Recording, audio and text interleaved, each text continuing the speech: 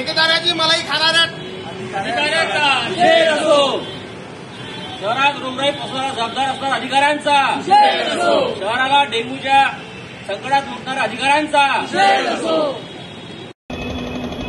अमरावती शहराच्या वडाळी परिसरातून जो एक नाला वाहतो त्या नाल्याच्या साफसफाईच्या संदर्भाने आज आम्ही अमरावती महापालिकेमध्ये महापालिका आयुक्त यांना निवेदन देण्याकरिता आलो होतो। तर त्यासंबंधीचा विषय असा आहे की जो वडाळीच्या भागातून वाहणारा नाला आहे हा गेल्या कित्येक दिवसांपासून यामध्ये कचरा वगैरे अडकल्यामुळे हा चोक होतो आणि यामुळे ते रोगराई पसरण्याची संभावना असते।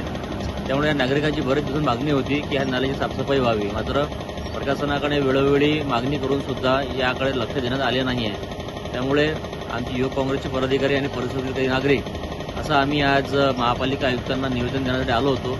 मात्र हे निवेदन स्वीकारायला महापालिकेचा कुठलाही जो स्वच्छतेशी संबंधित अधिकारी आहे असा कुठलाही जबाबदार अधिकारी जागेवर नव्हता।